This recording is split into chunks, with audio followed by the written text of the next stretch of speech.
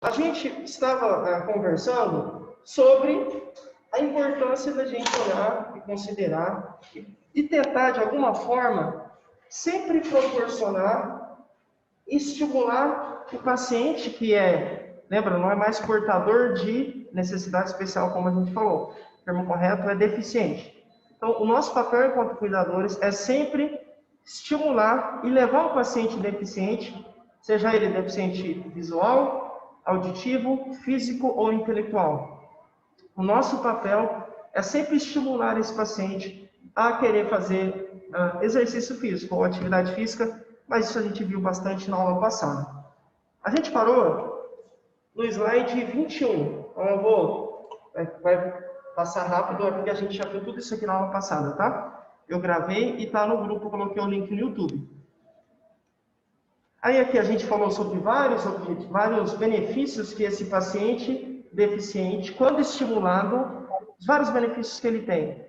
E aí, desde benefícios sociais, então a gente consegue inserir o paciente novamente na sociedade, alguém que muitas vezes, por conta da deficiência, fica mais em casa, fica mais isolado, não tem tanto contato com outras pessoas, esse alguém agora, por conta das atividades físicas, tem mais chance de ter contato com outras pessoas e tudo mais. Isso a gente já falou na aula passada. Tem vários outros benefícios, fui falando um por um. Depois, a gente também disse que existem várias barreiras.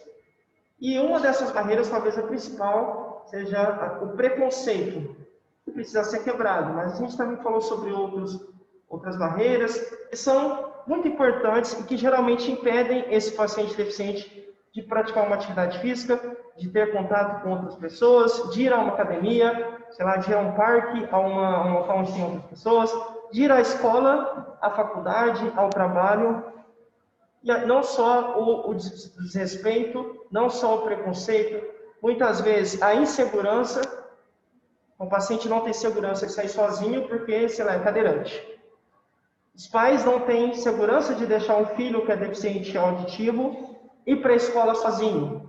Então, a falta de segurança, muitas vezes também se configura como uma barreira, uma dificuldade que, obviamente, precisa ser quebrada. Mas isso leva tempo e demanda muito também da gente, cuidador. Demanda muito do nosso trabalho de conscientizar ou de tentar, lógico, na medida do possível, tentar mostrar para esse paciente deficiente e também para a família que é importante sim que ele saia, que ele, sei lá, tenha objetivos na vida e que esses objetivos, claro, sejam cumpridos e para isso ele vai ter que sair de casa, vai ter que se expor, ir à luta, digamos assim, e ter contato com outras pessoas. Lembra que eu citei bastante o Carlinhos, aquele nosso colega, que é cego, e ele fala bastante sobre esses pontos, tá? Depois também eu falei um pouco sobre que em muitas academias, principalmente há um tempo atrás, os educadores físicos, são os professores que dão aula, não tinham, ou pelo menos alegavam, que não tinham capacidade e conhecimento, habilidade e até experiência para poder lidar com pessoas deficientes. Então, o deficiente chegava à academia, o professor, não. Olha, a gente não trabalha com deficientes aqui. Procure outra academia, por favor. Mas a justiça entendeu que isso era uma brecha e que essa negativa que o deficiente físico levava, por exemplo, o cadeirante, essa negativa de que na academia o pessoal não conseguia trabalhar, ninguém sabia como ajudar, então essa negativa estava trazendo vários prejuízos para esse deficiente. E aí a gente foi falando sobre vários durante a aula, e aí a justiça entendeu que seria necessário, judicialmente, ter, por meio da lei, uma matéria específica para pessoas com deficiência, lá no curso de Educação Física. Então, agora, todo educador físico que se forma, obrigatoriamente tem conhecimento, tem informações, tem, ou deveria ter, pelo menos teoricamente tem, na faculdade, acesso a informações relacionadas a pessoas com deficiência. Então, agora o educador físico que está numa academia consegue sim trabalhar com alguém que é deficiente físico. Consegue sim trabalhar também com alguém que é deficiente visual, auditivo, intelectual e por aí vai, tá? por conta dessa lei. Mas eu falei sobre isso no ano passado. A gente parou aqui, nesse slide aqui. Me lembro, eu terminei falando que nós somos os olhos do nosso paciente. Muitas vezes, por conta da deficiência, o paciente literalmente não enxerga, né? O deficiente visual, às vezes ele tem algum resíduo, consegue ainda enxergar, sei lá, 15%, 10%, 5% de alguma visão, mas a sua visão não está integralmente preservada. Não está totalmente preservada, foi prejudicada por conta de uma doença, por conta de algum acidente, alguma coisa do tipo. Nós somos os olhos. O que isso significa? Vai muito além do olho físico, né? Nós devemos garantir a segurança do nosso paciente. Somos os ouvidos, muitas vezes o paciente não consegue ouvir, a gente consegue, então, o cuidador precisa estar atento, ligado no contexto, no entorno, para sempre procurar minimizar as chances de acidentes. Então, o cuidador trabalha necessariamente com segurança, trabalha com empatia, trabalha com motivação, sempre tentando motivar o deficiente, com respeito, né? Uma coisa é, eu me lembro, acho que até a Pamela, a gente brincou no workshop,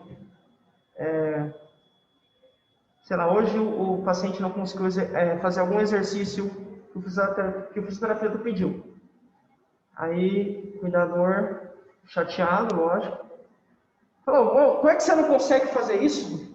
Ontem você conseguiu, você está retrocedendo, o que está acontecendo? Hoje, que resultado péssimo que você teve. E aí, negativamente, o cuidador vai apontando. Isso não é ter empatia. Então, a gente, né, enquanto cuidador, tem que sim, com toda certeza, ter empatia pelo paciente. Entender que talvez não era o dia dele. Assim como a gente também nem todo dia tá bem, né? Tem dia que a gente tá um do outro, né? Só Deus na causa. Acontece, o paciente não é diferente. Então, tem que ter esse olhar de empatia, olhar de respeito. E muitas vezes também a gente vai ter que... as meninas que estão na última apostila, né? Que estão nessa apostila aqui com a gente, já viram. Mas tem um capítulo de uma apostila que a gente fala sobre leis. Então é importante também que o cuidador entenda um pouco sobre leis. Não precisa ser um advogado, né? Senão não precisaria ter advogados. Não, nós não somos advogados, mas é importante que você saiba que um deficiente, por exemplo, tem direito, tem atendimento prioritário. O deficiente sempre vai ser prioridade em um atendimento. O deficiente sempre vai ter, por exemplo, uma vaga no estacionamento reservada para ele. O deficiente sempre vai ter na verdade tem vários, normalmente 5%, mas tem uma quantidade de assentos reservados no transporte público. Enfim, e tem vagas em concursos públicos, vagas em trabalhos, né? Enfim, essas questões simples, básicas, a gente precisa saber, para, entre aspas, uma aluna, quando a gente estava falando dessa aula, ela usou o termo brigar. Brigar. Mas é um termo forte, mas a ideia que ela quis dizer é o seguinte. Imagina, você chega o seu paciente é deficiente, é cadeirante, vai. Não tem tantas condições. A família junta para poder pagar o seu salário de cuidadora. De repente, você vai no SUS, lógico, né, como a gente vai normalmente. De repente, mesmo sendo cadeirante, mesmo sendo deficiente físico, não tem um atendimento prioritário. Você, por saber que o atendimento ao deficiente físico é prioritário, você pode conversar com o pessoal lá do postinho, do hospital, sei lá que seja. Plana, ele ou ela, sei lá, não deveria ter um atendimento prioritário, segundo a lei? E aí você consegue ir defendendo também o seu paciente. Para quê, gente? Para brigar, para causar? Não é essa, não é a intenção. Mas para poder garantir qualidade de vida a ele, tá? Então, segurança, empatia, motivação, respeito, entre aspas, essa briga pelos direitos, vai? Todos esses itens são também comissionados a nós, né, cuidadores. Por isso que somos os guias. Não que a gente sabe de tudo, é dono do conhecimento, essa não é a ideia. Mas sim que a gente, como a gente tem no caso, vai, sei lá, como a gente consegue muitas vezes ouvir, enxergar, andar, que seja, e o paciente não necessariamente consegue, a gente vai guiá-lo nesse sentido, tentando reparar os danos que ele sofreu por conta da deficiência, tentando auxiliá-lo no seu dia a dia em suas atividades, seja no atendimento hospitalar, seja no banho, seja na comida, seja na ida à igreja, seja na ida ao, sei lá, ao passeio ao shopping, por que não? Enfim, auxiliá-lo em todas as suas atividades do dia a dia, tá? Essa é a ideia. E, lógico, como o assunto da aula está voltado, está direcionado para exercícios, o paciente não tem que ficar e não pode ficar sem exercícios. E aí a Pamela no workshop falou um pouco, sobre, e eu também falei, sobre aquilo que eu falei na aula passada. Sempre a gente tem que ter uma autorização, geralmente do médico, e orientações de algum profissional capacitado para dizer o que a gente tem que fazer com o paciente. E aí é só seguir, entre aspas, a receita, entre aspas, não me entendam mal, mas é só seguir as orientações que o profissional passou e aí é sucesso. Deixa eu só ver, acho que alguém mandou coisa aqui. Boa noite, ó a galera colocando boa noite. Ô, turma, boa noite. Boa noite, boa noite. Quem não colocou o nome no Whats, por gentileza, coloque, tá? Então, se você colocou o nome só aqui no Zoom e não colocou lá no grupo, coloca, por favor, porque é por lá que as meninas vão pôr presença para você, tá certo? Agora, se você já colocou, tá tudo bem. Se não colocou, coloca lá, por gentileza, tá bem? Vamos lá. Bom, professor, boa noite. Olá, boa noite. O 18, 19, 20, 21 já foi? Não, sim. É porque isso a gente viu semana passada, perdão. Sim, a gente viu. Tá bom? A gente já viu, a gente parou aqui, parou no 21, na semana passada. Só para entender. Obrigado. Tá? Imagina.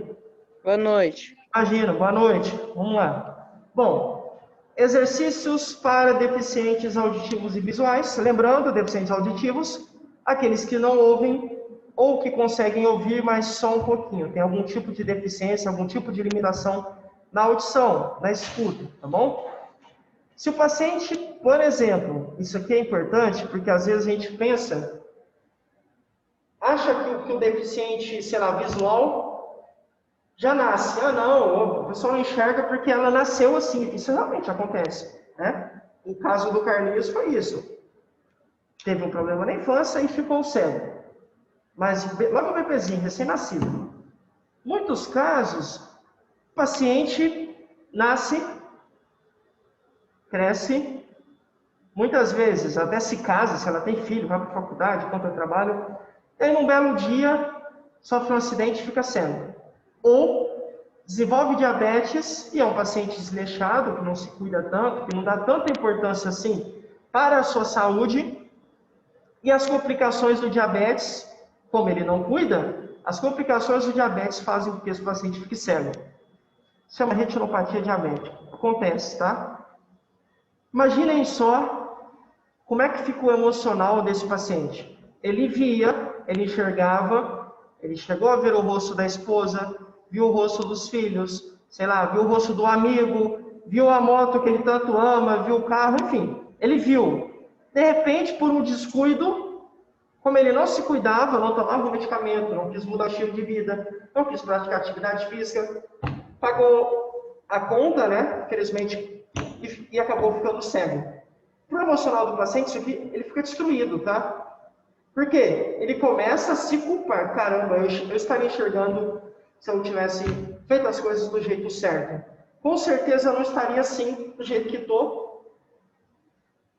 Estou assim por causa de um vacilo meu, algo que eu fiz de errado. E aí esse paciente começa a se culpar e muitas vezes entra em depressão ou apresenta sintomas depressivos, sintomas de isolamento, alguns até tentam suicídio, porque associam essa deficiência, no caso aqui, uma deficiência visual, a uma falha. Qual que é o papel do cuidador aqui nesse momento? É prestar apoio. Não só apoio físico, não estou falando só de levar ao banheiro, não, isso também, lógico, mas isso é cuidado básico. Além do cuidado básico, tem também um apoio emocional. Entende? Fala, olha, bom, infelizmente isso aconteceu, a gente não consegue mais, infelizmente, reverter, em alguns casos, né, lógico, mas sei lá. Mas vamos trabalhar com hoje. Com hoje é que a gente tem que se importar. E aí você vai mostrando e ajudando o paciente. Eu gosto muito dessa expressão, mas é só uma analogia, como se a gente também tivesse um papel e uma responsabilidade psicológica sobre o paciente. Não é de mentir. Ah, não, você está assim, hoje você não está enxergando, mas amanhã você enxerga, isso aí volta. Isso é mentira, não acontece. A não ser que os médicos digam, lógico. Mas dificilmente acontece. Então não é mentir, é motivar o paciente. Para que ele entenda que vai precisar lutar com as armas que ele tem no presente momento. Tá? Se for para melhorar a atividade física, vamos colocar atividade física. É para melhorar a alimentação? Alimentação. Exercício físico, sei lá, vamos fazer o que for necessário.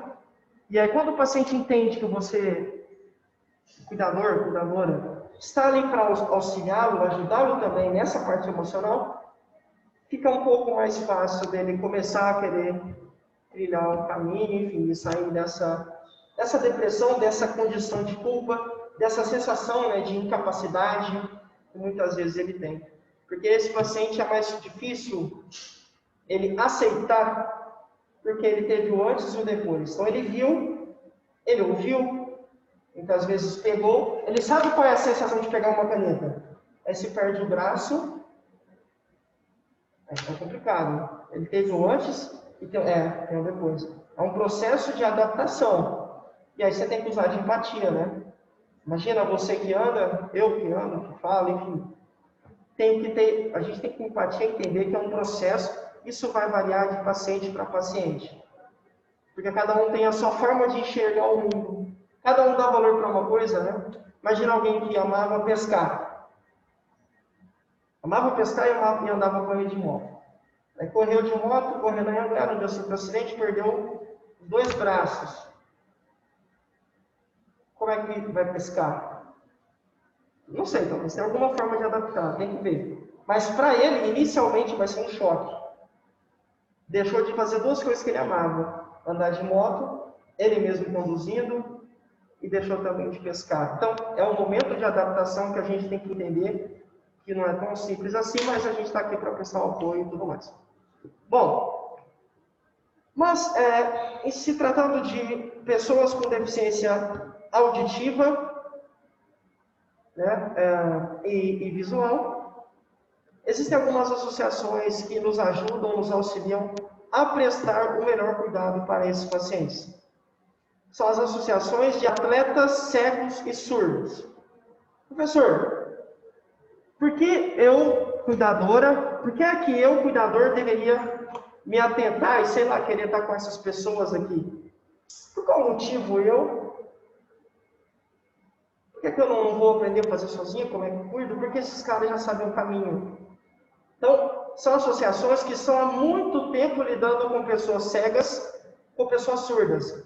Obviamente, se eles estão lidando há muito tempo com esses deficientes físicos e deficientes auditivos e visuais, né, cegos e surdos, já tem experiência, já sabem por onde caminhar, já sabem o que fazer, já sabem quais são as medidas que você pode adotar. Então, digamos que você tem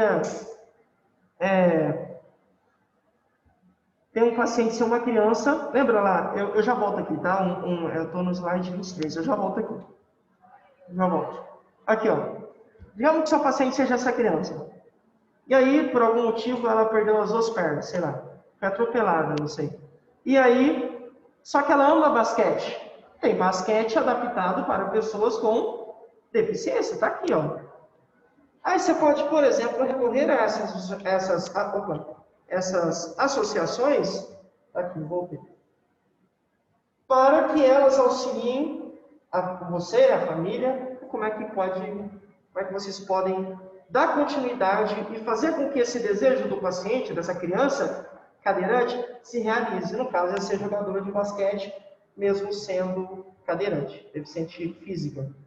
Tá certo? Então, muitas vezes, Eu tenho algumas frases que eu guardo, assim, eu gosto de guardar algumas frases, e aí uma delas é algo assim, a gente tem que estar muito atento para aprender com os erros dos outros. Então, você não precisa errar, né? Então, eu já errei, eu já quebrei muita cara. Então, se um dia alguém falou, professor, eu vou me tornar professora, sei lá. Você tem algumas dicas para me passar? Talvez eu consiga, de alguma forma, ajudar. Porque eu já quebrei a cara, quebro até hoje. Falo, ixi, porque eu tento coisas, né? Eu testo. Fico testando e nem sempre dá certo.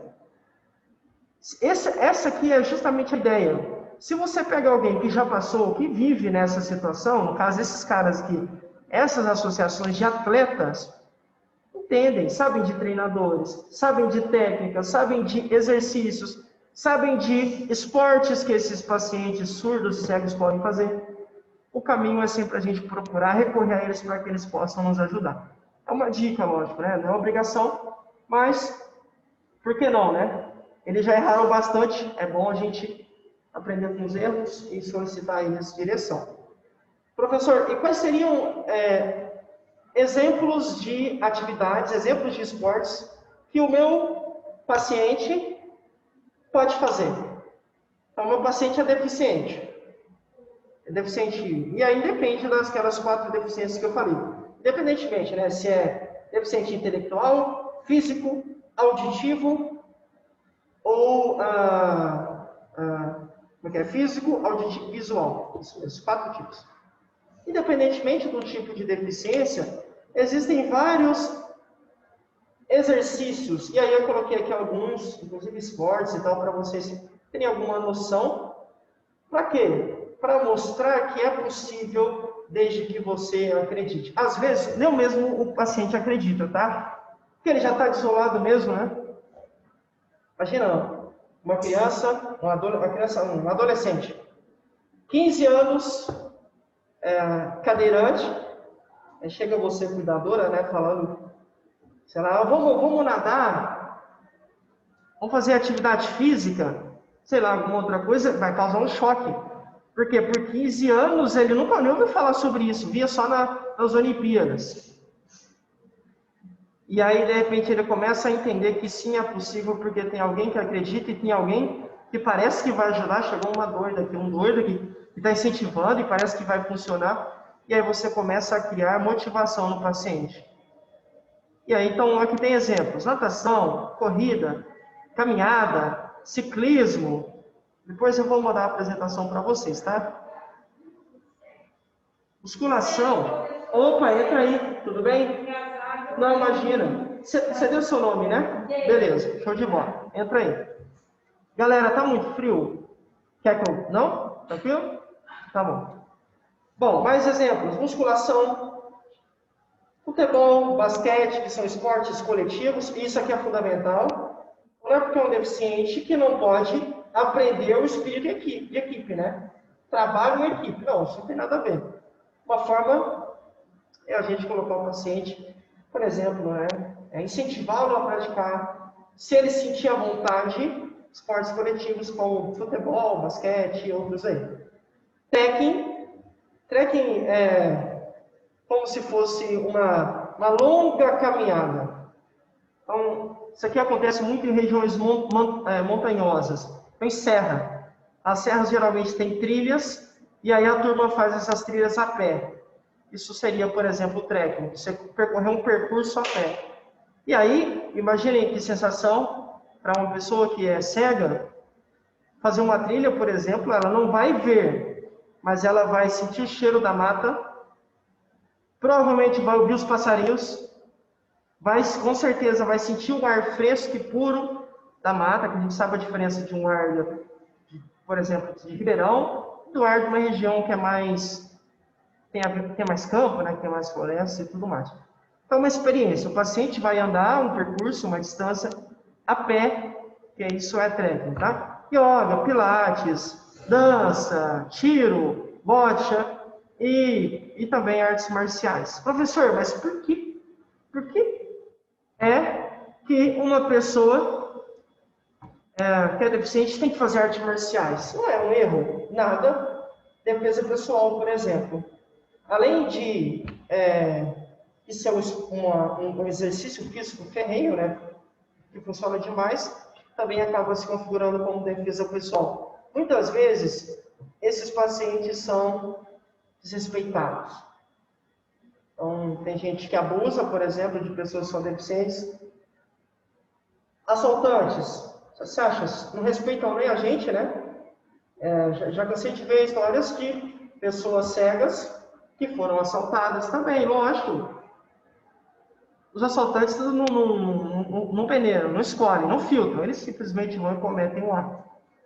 Se esse deficiente, assim como a gente, né, lógico, a gente também tem que ter, eu inclusive tenho que fazer, mas se esse deficiente pratica algum tipo de arte marcial, sei lá, jiu-jitsu, basquete, jiu-jitsu, boxe, sei lá, algum outro tipo de arte, seja judô, karatê, não sei, algum tipo de arte marcial, se algum engraçadinho ou engraçadinha for fazer gracinha, talvez ele consiga se defender, tá bom? É uma forma de até mesmo ele ter uma oportunidade de se autodefender, certo? Então, sim, artes marciais não estão voltadas somente para pessoas que não são deficientes.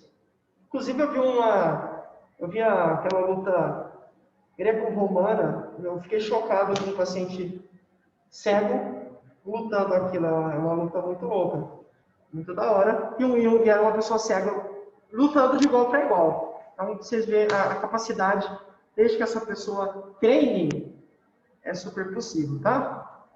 Bom, tem algumas... eu deixei alguns links aqui para vocês. Eu vou mandar aula para vocês, vocês podem assistir. E aí, beleza?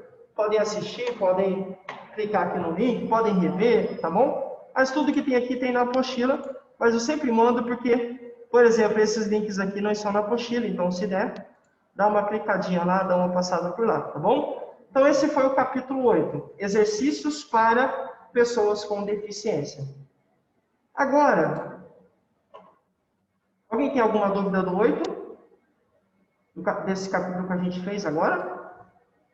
Senão a gente vai passar para os capítulos 9 e capítulo 11. Vamos lá. Vou colocar aqui. Esse capítulo 9 aqui é curioso. Deixa eu mostrar uma coisa para vocês. Opa. Quando a gente fala de exercícios respiratórios, que é o tema do capítulo 9, no capítulo 11 a gente vai olhar para exercícios para pessoas acamadas, tá? Capítulo 9, exercícios respiratórios. Capítulo 11, exercícios para acamados. Professor, mas o capítulo 10 é a prova. Então eu vou mandar a prova durante a semana para vocês. E aí vai ser tudo pelo WhatsApp, tá bom? Vocês fazem, aí eu vou explicar certinho, mas estou pensando em uma prova diferente. 3 questões, você escolhe 2 para responder. Então eu vou mandar 3 perguntas, você escolhe 2 que você sentir mais à vontade, e aí responde, cada uma vale 5. Acho que vai ser assim. Mas enfim, eu vou mandar para vocês durante a semana, por isso que eu não vou falar dela aqui agora, por isso que a gente só vai se ater ao conteúdo teórico. Capítulo 9, capítulo 10 é prova, a gente não vai fazer agora. Vamos para o capítulo 11, tá bom? Bom, capítulo 9 começa falando sobre respiração. Não há, ou não deveria haver, né, possibilidade de falarmos sobre exercícios respiratórios sem falarmos sobre o que é respiração. Lógico, né? A aula não é de anatomia, então a gente não vai falar sobre todos os componentes, todas as estruturas que fazem parte, que compõem o nosso sistema respiratório, mas eu trouxe aqui só algumas informações que não estão na apostila para vocês, tá? Essa importância também está na aula, porque vira e mexe eu trago coisas aqui curiosas que não estão na apostila. Vamos lá. O que vocês veem aí na tela de vocês aqui em vermelho, tá? Então, tudo que está em vermelho é uma esquematização ou uma demonstração de uma parte do nosso sistema respiratório. Principalmente traqueia, aqui, você tem os brônquios, E aqui, ó, esses dois negócios aqui, grandes aqui, a cor vermelha, são os nossos pulmões. Então aqui, ó, onde eu estou passando o mouse, pulmão direito. Professor, mas isso aí é o pulmão esquerdo, né? Não, porque essa pessoa está de frente para mim. Então vejam a imagem como se a pessoa estivesse de frente para vocês. É como se fosse eu, no meu caso, né? Então esse aqui, ó, esse primeiro pulmão é o pulmão direito do paciente, da pessoa, do indivíduo. E esse aqui, segundo, é o pulmão esquerdo. Toda vez que eu falo de respiração, parece algo simples. O que é respirar, professor? É o ar, respirar tem a ver com ar, e aí ar tem a ver com vida, é verdade, você está corretíssima. Sem ar, não há vida. Com toda certeza. Sem ar, não há vida, o ser humano não é capaz de viver sem oxigênio. Mas, dentro de nós, a cada respiração, várias alterações acontecem no nosso organismo.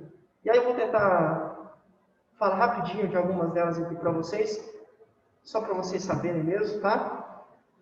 Além do ar entrar quando eu inspiro, então toda vez que eu coloco o ar para dentro, o popular que a gente fala puxa o ar, toda vez que eu puxo o ar, isso chama inspiração. Então eu inspiro, coloco o ar para dentro.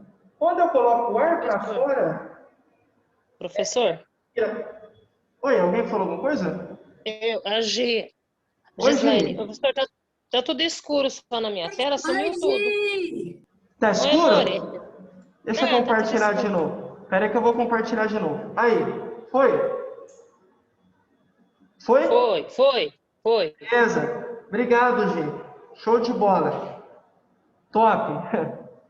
Então, toda vez que eu me inspiro, quando eu coloco o ar para dentro, quando eu expiro, é ar para fora. Então, a gente fica fazendo isso automaticamente a todo momento. Inclusive até dormindo, né? Agora, quando eu falo, eu respiro. Ar para dentro, ar para fora. Enquanto vocês me ouvem, ar para dentro, ar para fora. São movimentos automáticos. Ninguém fica pensando, tenho que respirar, preciso respirar. Pulmão respira, pulmão ar para fora. Não, ninguém faz isso. Por quê? Porque a gente chama esses movimentos de movimentos mecânicos. Então há uma mecânica que automaticamente faz com que o seu pulmão se encha de ar e coloca o ar para fora. Se enche de ar, coloca o ar para fora. Fica fazendo isso o dia todo sem a gente perceber, tá? É algo automático, a gente não tem controle sobre isso nesse sentido. Você não precisa ficar pensando, seu organismo, como é extremamente inteligente, consegue fazer isso automaticamente. Mas, além desse processo de colocar ar para dentro e colocar o ar para fora, esse ar que entrou tem que sair, existe uma coisa que é mais magnífica ainda dentro aqui. Depois vocês podem procurar, eu acho que até deixou um link aqui. Deixa eu só confirmar. O link está aqui, ó. Depois, quando acabar a aula, você pode pegar esse link aqui e pode ver o que eu estou falando para você. Dentro da gente acontece um processo chamado, no popular, a gente fala de troca gasosa pulmonar. O que é essa troca gasosa? A troca gasosa a todo momento, dentro dos nossos pulmões e algumas estruturas lá dentro do pulmão, o nosso organismo está trocando o gás carbônico que é produzido no nosso organismo pelo oxigênio. Então, entra oxigênio, vai oxigênio para o meu sangue, vai para o meu coração manda o sangue limpo. O sangue vai lá, sei lá, para os meus pés, vai para todo o meu corpo. O sangue sai limpo, oxigenado e cheio de nutrientes para todo o meu corpo. Porque ele precisa mandar nutrientes e mandar oxigênio para as nossas células.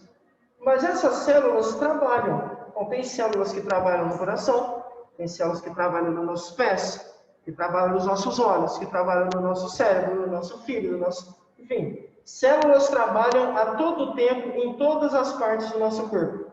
E essas células precisam de nutrientes e oxigênio.